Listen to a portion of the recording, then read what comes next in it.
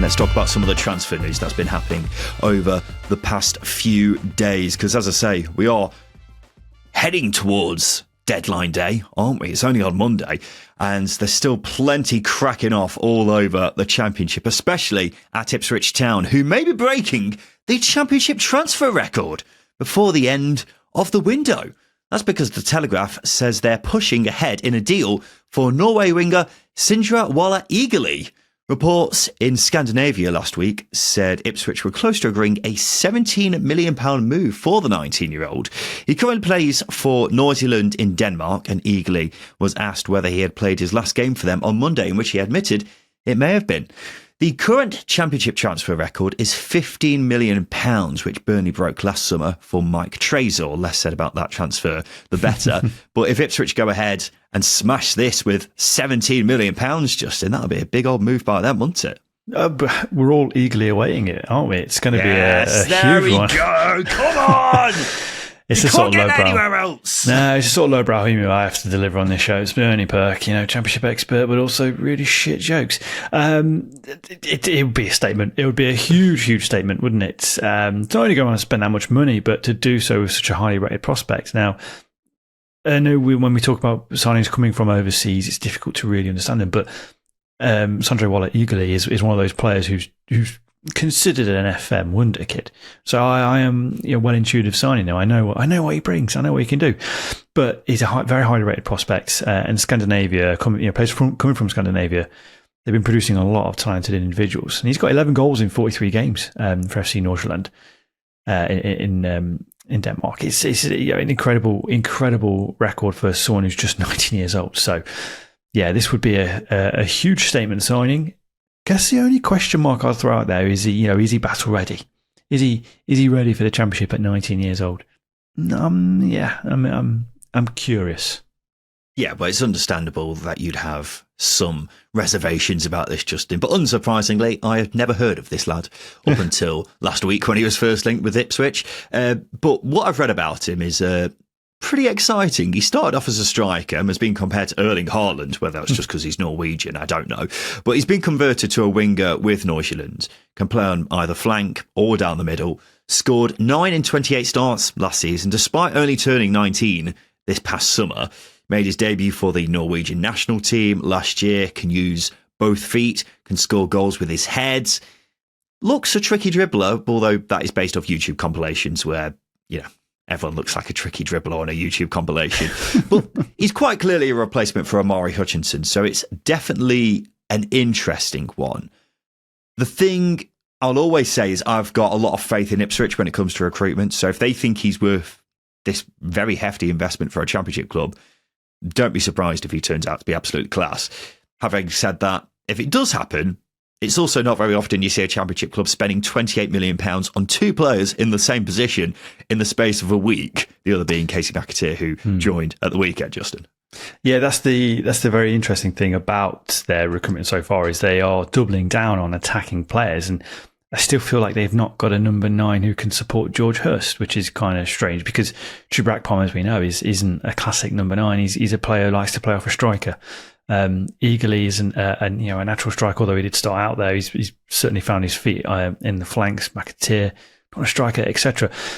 So despite all of this, and it's quite easy to be excited about a player you're going to spend a lot of money on, is it exactly what Ipswich need right now? I don't know. I really don't know. I would prefer them to go for a number 9 who's probably a little bit more reliable on the goal front than George Hurst, although George Hurst does bring the best out of others. But look, it's ambitious. They are reinvesting the money in a young, exciting attacker, which is great. I just wonder if the money could be put elsewhere, but that's just me picking apart what could be a very exciting move. I think Chubrakpom is going to be the long-term striker as time goes on. Yes, he played his best football as far as we've seen, playing as a number 10 behind a striker for Middlesbrough, but I think he's more than capable of playing there. So I think that will be the case going forward. It is just interesting that they have signed or hoping to sign another winger, considering they've already got Clark, Philogene, McAteer now. Ogbene's an easy one to forget. They've got Schmodix who can play on the wing as well. So yeah, they're certainly very stacked in that department already, but they want to get another one. And Yeah, as I say, £28 million on 2 right wingers in the space of a few days is, this is new territory for us as Championship commentators, isn't it, Justin? The Northern Echo says Middlesbrough are adamant they won't be selling Hayden Hackney in the final few days of the transfer window. He rejected the chance to go to Ipswich earlier in the summer, but the Tractor Boys apparently reignited their interest last week. There's also said to be mounting interest from the Premier League, but the Borough hierarchy are said to be determined to keep him after Monday's deadline. We'll see if that's the case next week, Justin, but Ipswich very clearly in the market as well for a midfielder. They had been linked with Philip Billing, but he's since moved to Midtjylland in Denmark. Had a loan offer rejected for Lewis Miley at Newcastle last week. So who on earth are they going to get? Well, again, this is the interesting thing about Ipswich's recruitment this summer, and it's something that I was complaining about at the weekend, in that they knew what division they were playing in, come May. They knew they would be in the Championship. So, to be leaving things this late is interesting. I know they were after Hackney earlier on in the window, and he turned them down. But where's the option to go for somebody else? It's clearly their eggs in that basket with old Hackney. But I think with Kajus coming in and Matasiwa being a big signing, are you recruiting for squad players now, not challengers? I don't know. I think to go out and spend a lot of money on Hackney probably wouldn't be the strategic transfer that would probably look. It would have been better a couple of weeks ago, I should say. So I think that it's going to be a loan signing. So I wouldn't be surprised if Lewis Miley comes in, or somebody else who's in the Arsenal under 23s who's batting around, because obviously they've had great success in the past with Jeremy Sarmiento. Obviously, Mara Hutchinson came in on loan originally as well.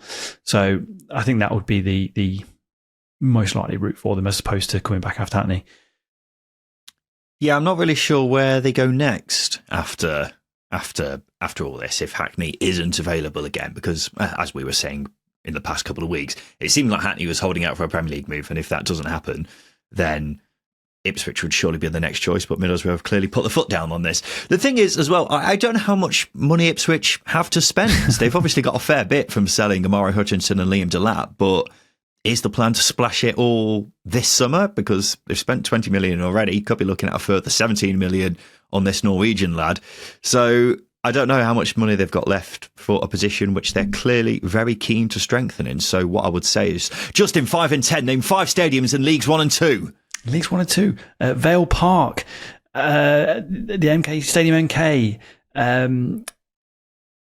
Brisbane Road. Shit. Oh, dearie me, ladies and gents. If only he remembered the teams he got relegated from the Championship last season. That may have been a good way to get 3 ticked off right there. Not exactly difficult to remember the Cardiff City Stadium, for example. Yeah, Kenilworth Road's a pretty memorable one. So Justin Peach has fallen foul to 5 in 10 right here on the Second Tier podcast. That's 2 weeks in a row now, Justin. You need to up your game, son.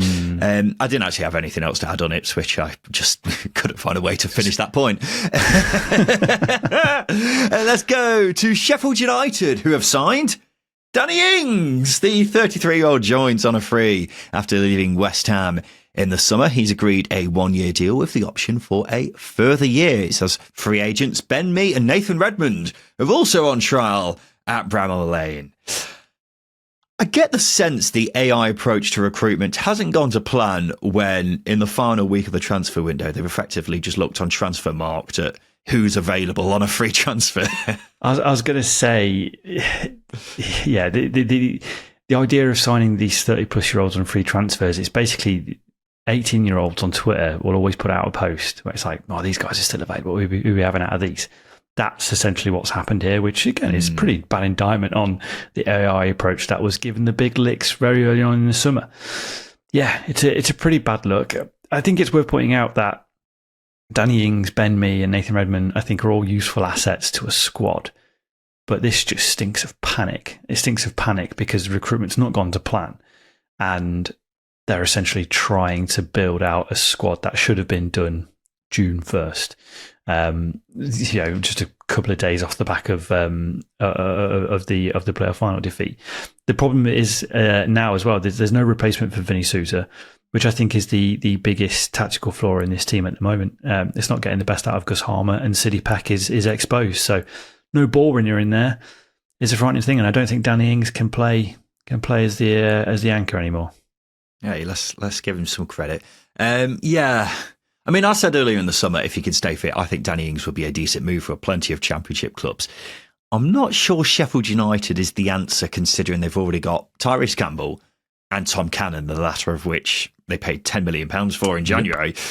But yeah, you do get the sense someone has properly ballsed up the summer at Sheffield United. We've mentioned loads about how they're using AI to sign players. So far, AI just seems to have suggested players from Bulgaria, players Ruben Sayers has worked with before, and then anyone who's available and used to play in the Premier League. So this entire summer seems to have been a mess, and the way things are going, we may be putting the manager under that bracket of things which have gone wrong over this past summer, because it's been a bit of a disaster so far, hasn't it? Reports in Serbia have suggested Sheffield United are expected to meet the £4 million release clause in the contract of Red Star Belgrade's South Korean right-back Sol Young-woo. So that's one to keep an eye on. Another one which is propped up on the AI machine. This is it. This AI thing's completely shafted Sheffield United, because no matter who they sign, it's like, oh, AI's done that. Like, if it goes wrong, you can blame it on AI. If it goes right, you'll probably say AI's done a good job here. Honestly, it's such a farce. It is really, isn't it? Like, it's why Chris Wilder, it's why those disagreements. Yeah, it's a mess. It's a mess. Yeah. Really is. I don't think we need to worry about an iRobot situation so far, if this is the transfer strategy that they're going with. Every recruitment analyst and recruitment team in the country that is a human being is safe for now, I think. Yeah, they're breathing a huge sigh of relief looking at what's going on at Sheffield United. QPR have completed a triple signing. They've brought back Koki Saito. The Japanese midfielder was on loan at Loftus Road last season, and QPR fought off a lot of competition to get him on a permanent deal, thought to be worth around £5 million from Belgian side Lommel. They've also got in midfielder Isaac Hayden on a free transfer following his release by Newcastle, as well as left-back Reece Norrington-Davies on loan from Sheffield United. Not a bad idea to sign a couple of defensive-minded players after conceding 7 at the weekend, Justin. Nothing eases a 7-1 defeat quite like smashing the cash, is it? It's like divorced parents trying to distract you with nice gifts. You know, it's just like the pain is here. Here's a PlayStation. This is what's happened. Insight to my childhood there.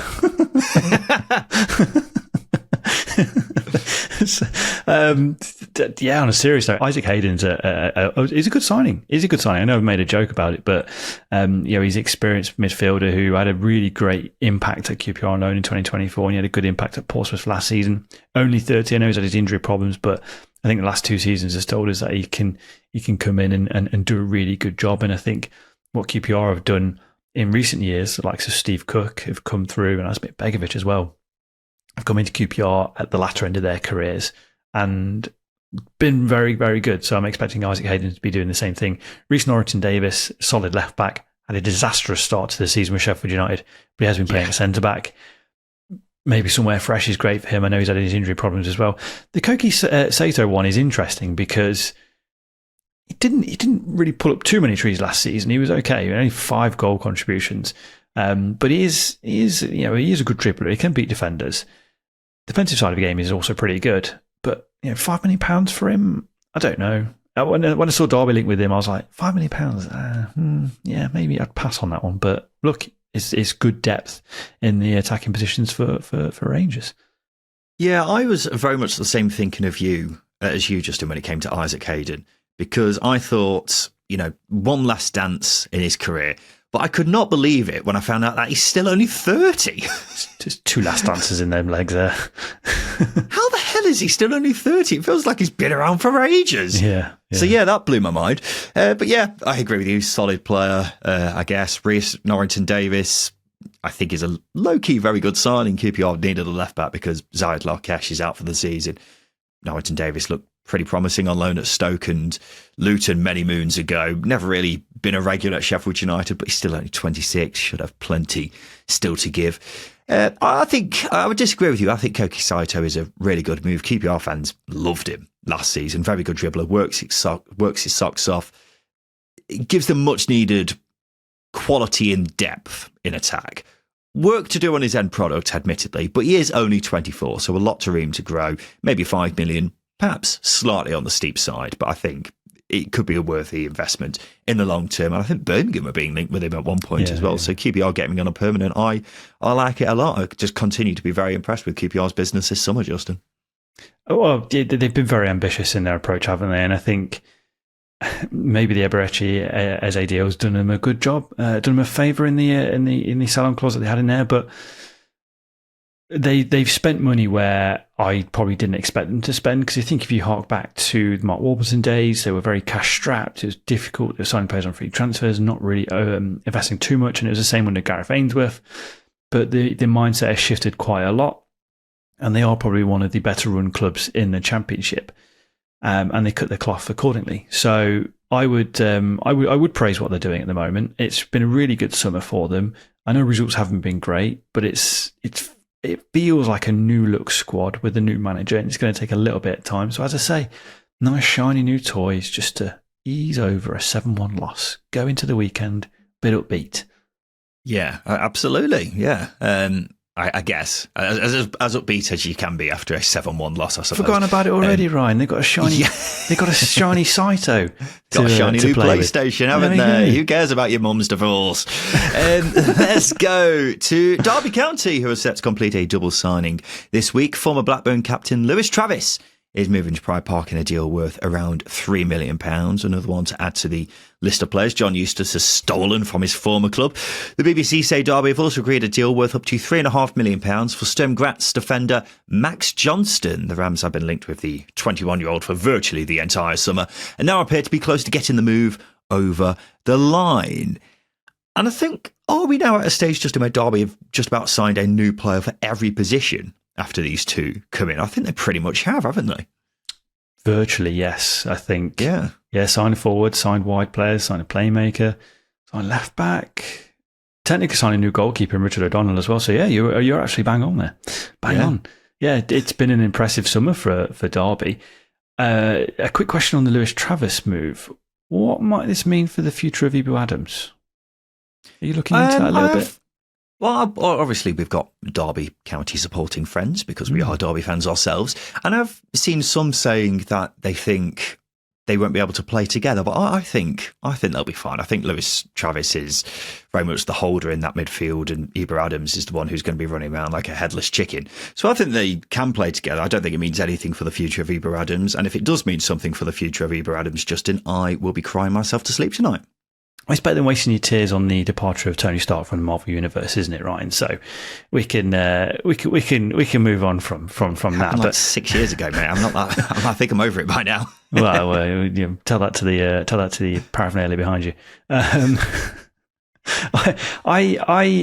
It's a question mark that I will leave out there, because I think if Ibu Adams is the one left to run around like a headless chicken and therefore have more of the ball in advanced positions, then I would be curious as to how effective Derby will be attacking next season. You do want a player like Ibu Adams in your team, but alongside someone like Lewis Travis, I don't quite know how that will work. I know you say they'll complement each other, but I think their games are a lot more similar than maybe you might think. But look, I love Ibu Adams. I think Lewis Travis is a good signing. It'll just be interesting to see how Eustace fits all of this together. There's a lot of players at his disposal now. Well, bizarrely, Eustace has been using Adams much further forward in these first few games, almost as a number 10 at times, which I'm hoping isn't something that's going to be a lasting thing. But hopefully the introduction of someone like Lewis Travis may mean that Adams can drop further back. I don't really know. I'm just hoping that's not something we see for the foreseeable future when players are back fit. And finally, Justin, one final bit of transfer news before we take a quick break is an interesting development involving Leicester City. They've sold James Justin to Leeds United in a deal reported to be worth around £10 million. But the deal to sell Bilal El Khanous to Crystal Palace has now collapsed. Sky Sports say because of Leicester selling James Justin, as well as Casey McAteer last week, it means they no longer have to sell to satisfy PSR rules. So if they're asking for 35 million for El Khanous, Palace won't be paying that. may also mean, Justin, that we see Leicester finally do some business in the transfer window, because as we sit here right now, the only signing they've made throughout the entire summer is 38-year-old Asmir Begovic. Yeah, it's pretty sad state of affairs at the moment. I've only seen negative discourse on James Justin from Leicester fans. It feels like Leicester fans have a large dislike to a lot of their own players, which tells you firstly of the apathy from supporters to the club, but also, I don't know, maybe it's just apathy, but I think there's a lot of scepticism coming from Leicester fans. You can't replace an entire squad, especially on the lack of budget that Leicester are throwing around at the moment, i.e. 38-year-old Asmir Begovic is your only signing this summer. For me, I think it's just going to be loan signings and free transfers that come in through the door. I can't see Leicester paying fees for players between now and the end of the season, because we're at the stage in the transfer window where clubs are hard to negotiate with. You're getting players who are, clubs are very happy to let go, or they will increase the asking price. And how much manoeuvrability have Leicester got in terms of paying fees? We just don't know.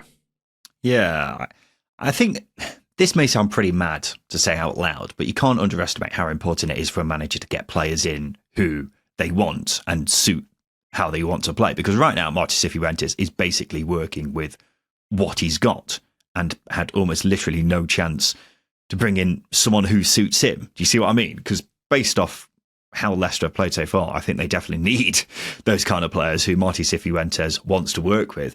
Keeping El Khanous would obviously be a big bonus because he's very talented. Whether that's it, he's staying, is another thing, but it sounds as if they may have some spending room finally. They have been linked with Man City right back Issa Kabore, so one to monitor there. But I think I'm the same as you, Justin. It's so late in the window now that for Leicester to finally be like, oh, we've actually got a bit of cash now. It would be quite a turn of events for them to go out and start spending anything that they could do. But it sounds like they're still pretty tight on PSR rules anyway, and I think they're pissed off those rules enough in the past few years, haven't they? Yeah, well, it's like getting your pocket money when the shop's closed, isn't it? You can't really spend it. So what's the point? Save it up for the January and see if you can go out and recruit. I think Leicester are in a position now where it's just a rebuild. It's just a rebuild, because unless Martin Cifuentes can deliver a top six finish, and because I think the squad's capable of doing that, I really do. The current squad, that is. Then you've got to settle for what is just going to be probably an average season. Because as I say, the squad needs turning over. The high earners need getting gone. That is slowly happening, but at the same time, it's happening at a point where it's too late to replace those high earners with much needed depth, I would say.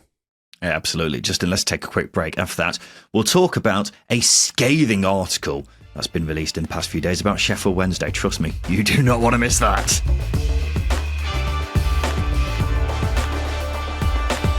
Hello everyone, just a quick one for me. We're currently running a survey to get a grasp of all your viewing habits here on YouTube. If you take the time to answer a few questions, you could be in with the chance of winning a PlayStation 5. All you need to do is hit the link in the top right-hand corner of this video to get involved. Go on, click it.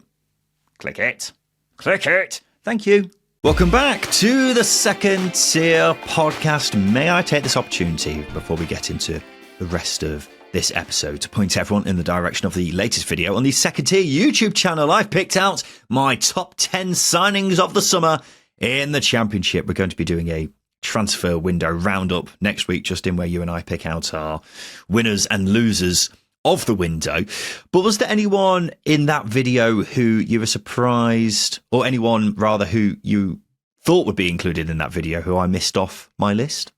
Well, no, because I know how you think now after doing this podcast for a long time. So I think I'm not really surprised, especially after discussing these transfers for a lot of the summer already. I have a very different top 10. It's a very subjective matter, but I'm just going to throw some names at you. Where was Nat Phillips? Yeah, still, I did talk about Nat Phillips earlier in the summer. It's just not the same level of gravitas for me. Okay, where's Sorba Thomas? Right, I've mentioned that before as well. We are 3 games in, and he's played pretty well so far. But I'm still waiting to see concrete evidence that we're getting the Wales Sorba Thomas as opposed to the club level Sorba Thomas, who's been not very good for many years now. Well, the best player in the league so far is good evidence. Callum Doyle, Ryan. Ooh, that's a good one. But as we said at the weekend, because Man City have got a buyback clause for virtually the same fee, it feels like more of an expensive loan than it does an actual permanent deal. So yeah, that one, I think Callum Dawes a very good player and a great prospect, but I think the deal financially isn't the greatest, put it that way. Yeah, okay, fair enough. The other name I had was Ollie McBurney. That's the only other one I throw in because the potential there for 20 goals and it's free transfer.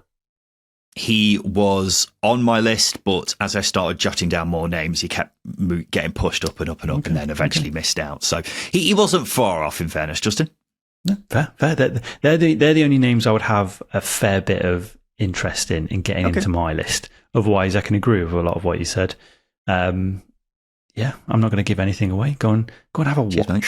Yes, thank you. Good advertisement. Yeah, go watch the video if you want to find out my top 10 signings of the summer in the Championship. Of course, we've still got a few days left of the transfer window. So if there's any deals which happen very late on that usurp any of those, then we'll give it a mention in our transfer window roundup, which we'll be doing next week as we pick out the best and the worst of the transfer window across the Championship. Let's talk Sheffield Wednesday, Justin, because this is the latest with what's going on there. We start with a pretty scathing long read by Paul Hurst of The Times about Dejphon Chansiri. There's plenty of things in there that I won't mention here, so go and have a read of it yourself. But here are some of the highlights of this long read. When Wednesday stayed up on the final day of the 2023-24 season, Chansiri entered the dressing room, shook the hands of Danny Rule, Barry Bannon, Liam Palmer, before leaving without saying a word. An unnamed player then had to be restrained by staff and said, "I want to deck him." In the past, Chansiri has threatened to tear down a Hillsborough to turn it into a block of flats or a shopping centre, although insiders have since said those remarks were a joke and should not be taken seriously. Chansiri was also said to be unhappy with the direction of the flow of the River Don next to Hillsborough, so he asked staff whether they could somehow change it. That allegation has also been dismissed as a joke by insiders. After researching an ancestry website, Chansiri found someone in London who was a distant descendant of the Thai royal family, and so he would regularly invite him to the director's box at Hillsborough in the hope that he would bring good luck. In an attempt to raise funds, Chansiri would at once contacted a third party hoping to sell what looked to be a box of unrefined gold, apparently located in Africa, to weigh 500 kilograms.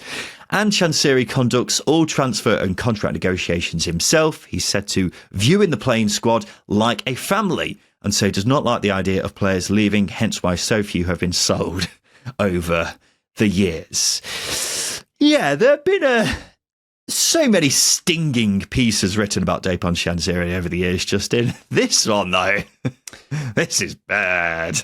Yeah, this is a really good read. In a sense that it's like you every single sentence is like, well, what the fuck? What? It's like everything I said there could have easily been some sort of plot from The Office, couldn't it? Like Michael, you could just imagine Michael Scott looking out the window thinking, we should change the direction of that river. To improve sales or something.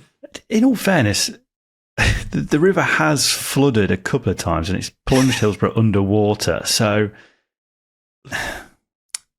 yeah. Are you saying we need to change the direction of that river?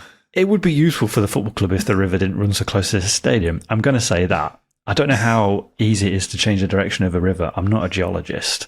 But Justin, I'm not either, but I can tell you I'm 99% sure it's impossible, but I'm not a river expert, as I say, so I'm not that confident. Yeah, and unless you're a beaver, you really have no idea what's going on with rivers. But with Chansiri, this just highlights the just bonkersness. I choose my words carefully because anything can happen. But the worst thing for me in all of that is seeing the squad as a family. While it's quite wholesome, it just shows he never understood how football as a business works. No. Maybe even business. Because ultimately, if you're in the Championship and you're cutting your cloth calling, unless you're plunging money into it time and time again to offset your losses, you have to sell players to reinvest back into the squad and go again and go again and go again. It's a constant rotating strategy. and he never once settled in. I know Chris Powell came in and said recently that there's no board structure at the club; it's just him. And obviously, with him just doing the negotiations, obviously the Michael Smith one that came out with Wrexham, he just immediately put the price up of Michael Smith, and the deal to Wrexham fell through. It's just complete football lunacy, and it's exactly why Sheffield Wednesday are in the position they're in, is because of this complete mess that he's put them in. Yeah, well, as you say, it's the board is him. That's it. There is nobody else in charge of anything else. He likes to be hands-on with everything, and that's a problem when it's quite clear that he just doesn't understand football. Because, as you say, regarding players as family, so he doesn't want any of them to leave. What am I reading it? It's very Michael Scott, isn't it? If someone left the office, they'd be like, it's like, but we're family. He tried to get, it's when he sent Dwight and Jim to another branch of the paper company to make sure Stanley doesn't leave. That's exactly what Chansiri's done. He's gone in disguise to Wrexham and thwarted the Michael Smith move, hasn't he? It's just absolutely bonkers. And I think the deals which have happened this past summer with Gossamer and Masaba both leaving for money, they're one of the few sales which have happened, but it's because Sheffield Wednesday are in such a state that they have to sell some players. So yeah, I mean, just reading through that, I was just laughing throughout a lot of it, but it's a very serious thing, really, isn't it? It's in disbelief, isn't it? You're laughing in disbelief. It's like it's funny to the point where this shouldn't be true, but it's true, and unfortunately, a club is victim of it. But you have to look at it, you laugh and go, "This can't be right. This can't be right," and it fucking is. It's ridiculous. You cannot believe that someone who is as wealthy as Chansiri is, this naive to so many things. It's a very polite thing to say. Yeah, I'm choosing my words carefully, but it's astonishingly true, isn't it? So, yeah, it's a frightening situation when you read stuff like that. Speaking of Chansiri, though, the BBC Radio Sheffield journalist Rob Staten has written a piece this week where he believes Dejphon Chansiri does not want to sell Sheffield Wednesday. He said numerous people have voiced this opinion to him privately over the past few months, despite talks of a takeover. But in his view, all the evidence is now pointing to a chairman who isn't planning to depart. You would have to say, given what we know, Justin, with him still, Chansiri, that is still apparently asking for 100 million. Hard to argue against that claim, really, isn't it? If someone's asking 100 million pounds for a club that has no playing assets, the stadium is falling apart, and there's no strategic infrastructure within the club, i.e. there's no board, is that a man who wants to sell? Not really. As you say, you mentioned it a minute ago, he's painfully naive. I think it smacks of a person who wants to sell at his own convenience and only for the right price. There's no business sense here. And this is the wild, wild west territory that we've entered in, because it's so unknown. It's so almost to the point where literally anything can happen, and it's quite astonishing that we're at this point. And as I say, do agree, everything he's done so far to try and sell the club hasn't been tried to try and sell the club. It's hard to explain because it's hard to actually understand. Yeah, well, we keep hearing about all these parties who are interested in Sheffield Wednesday. There seems to be a lot of interest, doesn't there? That doesn't seem to be an issue at all. The issue is Chansiri is asking for too much money, as we repeatedly keep saying. And the question is, then, why is he asking for so much money? Is it because he doesn't understand football and that's how much he thinks the club is genuinely worth? Or is it actually because he doesn't want to let the club go? I think both may be true to some extent, because surely even he must know at this stage, no matter how much he actually understands about football, that he's asking for way too much for the club. Having said that, he is painfully naive, so who really knows? But then the question is, if it's not that, what's in it for Chansiri? You know what I mean? Mm-hmm. But that is a question that only he knows the answer to, because from our perspective, there's very few obvious answers, isn't there? Yeah. Well, it feels like pride. It feels like that's a big thing. I think it's a case of he doesn't want to get mugged off. Does he care about anyone within the club? Clearly not, because Just in there a family. Terrible family. It's family that dislikes their own. I don't want to say dad. I think the family is actually all right. They've just got that one strange uncle who comes around every year and then starts abusing everyone. Yeah, but like I said, it just feels like an ego thing. It just feels like an ego thing. And I think every single human being who's generated a lot of wealth has an ego that cannot be bruised. That's why Elon Musk has no self-awareness whatsoever. It's why people at the top just have no self-awareness whatsoever, because they don't sit amongst it like us mere mortals, But essentially, the club isn't making any money. The asset the club is barely an asset now. It's a shocking state. So financially, is there anything in it for Chansiri? No. So it's got to be something that's intangible. It's got to be pride. It's got to be ego. It's got to be getting what you feel you deserve for doing absolutely naff all.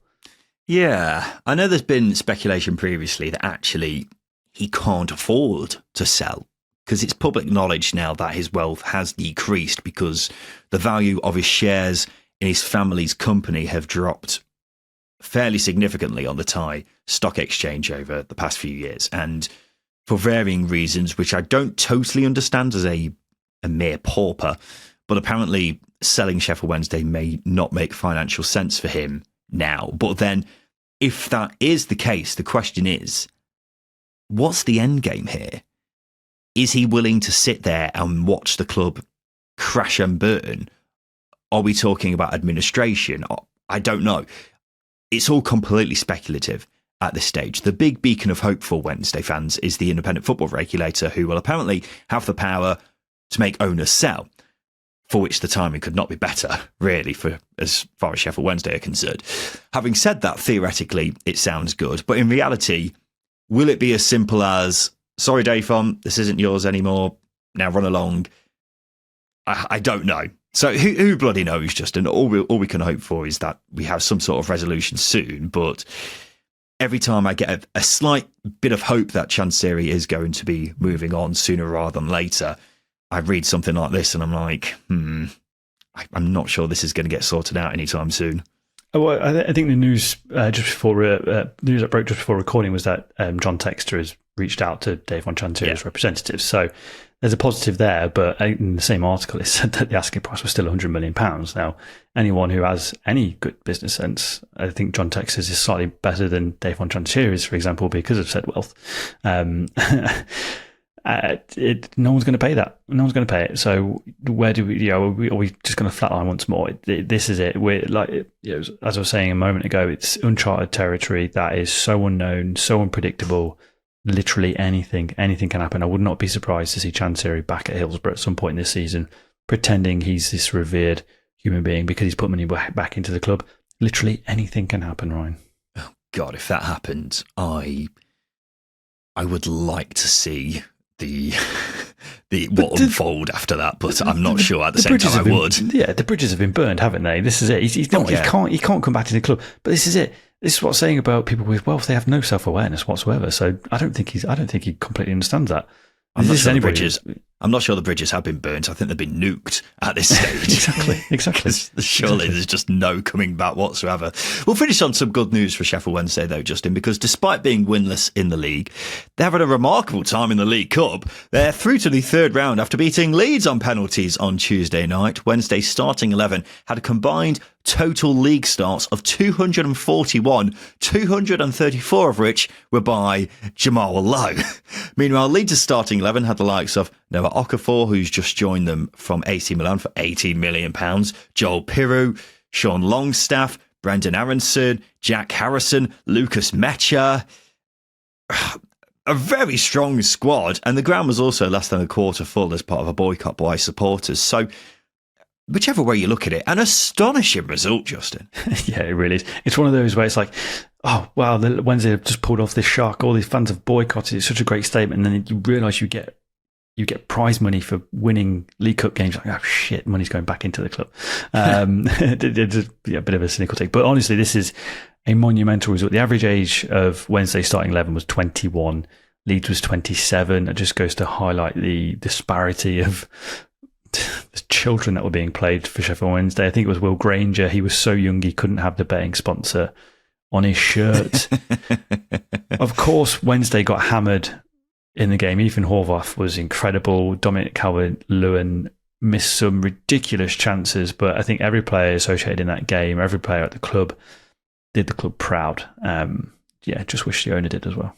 Yeah, I believe Will Granger, who you just mentioned there, when Barry Bannon made his debut for Sheffield Wednesday, Granger was just a matter of days old or something like that. Or maybe that doesn't... No, it must have been... That's not a matter. It's his professional debut. Barry Bannon's professional debut. Professional debut, yeah, that must be right, because he joined Wednesday 10 years ago. That won't make sense, would it? So, yeah, it would have been... a 10-year-old playing in that Wednesday team's not out of the ordinary either. So. It's gone really, really bad, isn't it, if they've got a 10-year-old player? That's how dire things are. But, yeah, this game, I think it genuinely must be one of the biggest cup upsets of all time. Yeah. Because this was essentially... Not even Sheffield Wednesday. This was Sheffield Wednesday's under-23s team beating a Premier League side. It's mind-blowing, particularly when there were barely any home fans there to spur the team on. So, yeah, a crazy result. And I'm just so full of admiration, really, for these players who are still performing really well despite everything that's going on. Even in the league, I thought they'd be getting smashed every week, but they haven't been disgraced yet. At all. So, yeah, you've got to take your hats off to not just the players who have been playing in the league, who are slightly older than the ones who are the young lads who are taking part in the cup this past week, because everyone there has just been really rallying around and doing really, really well. What did you make of the fan boycott in the Leeds game, Justin? I think one of the stands still had a fair few Wednesday fans in, but otherwise it was, you had Leeds fans in one end and then the rest of it was empty stands. Yeah, the attendance was around 7,000 and there was 3,000 Leeds fans there. So, yeah, there's a couple of thousand or a few thousand Wednesday fans in there. And look, I applaud everybody in the organisation of the boycott. I think it's a positive thing because ultimately it's a really big story, the fact that Wednesday have pulled off this shock, but they've done it in front of absolutely nobody because of the protest towards the owner. That's a really big thing. And the organisation of it, again, the Sheffield Wednesday Supporters Trust deserve a lot of recognition for that. I don't blame anybody as well for going to the game because I think football has a big emotional pull for all of us and some people just can't live without it. And that's an important thing as well. But I think the boycott was a very, very big statement once more. Yeah, I'm not sure how I feel about the people who have gone to the game. I don't think they should be vilified, but at the same time, I'm a bit like...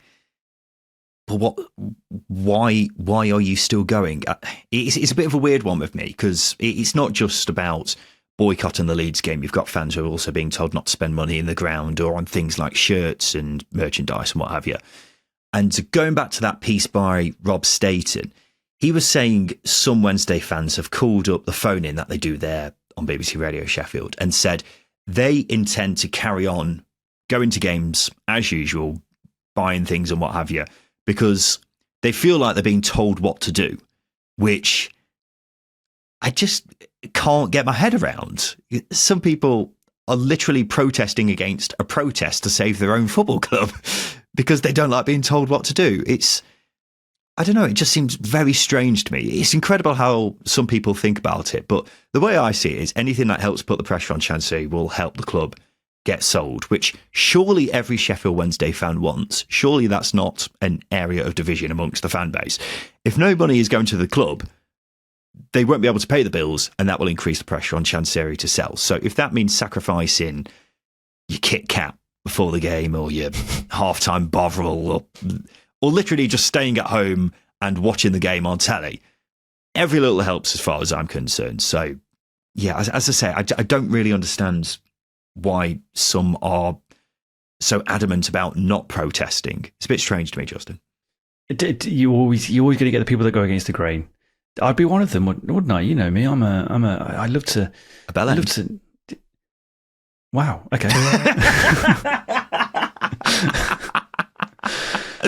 That's what Ryan thinks of the 4,000 Wednesday fans were at the Hillsborough for the League Cup game. But you know, I think you're always going to get people who just want to go against the grain. I think that's fine. But like I said, I think there's an emotional pull to going to football for a lot of people. There are a lot of people that wouldn't have missed the game for a very long time, and it's an important part of their life. And I'm one of those that doesn't like to be told what to do either. That being said, I would also protest, but there'll be people that don't want to be told what to do and just want to live off their own free will, and right, that's fine as well. I don't know. It just seems like a very weird stance to take. I understand. You remember the Leicester game, for example, when there were some fans already in the away end who didn't want to stay outside beforehand. Mm-hmm. I can understand certain people in what, every situation is different where they have to be in the ground because of accessibility issues or something like that. Yeah.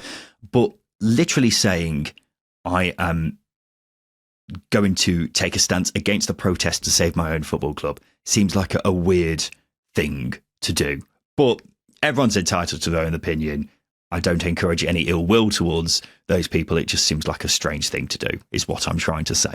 Anyway, ladies and gents, this has been the midweek show here on the Second Tier podcast. We've been talking about all the news from the past few days, and we'll be back again tomorrow to preview the weekend's action across the Championship before the first international break of the season. Why is there an international break? Lord only knows. But we'll be here to talk about all the action in tomorrow's show. So we look forward to seeing you then for that. But this has been the Second Tier podcast. I've been Ryan Dilks. I've been Justin Peach. And a big thank you for listening.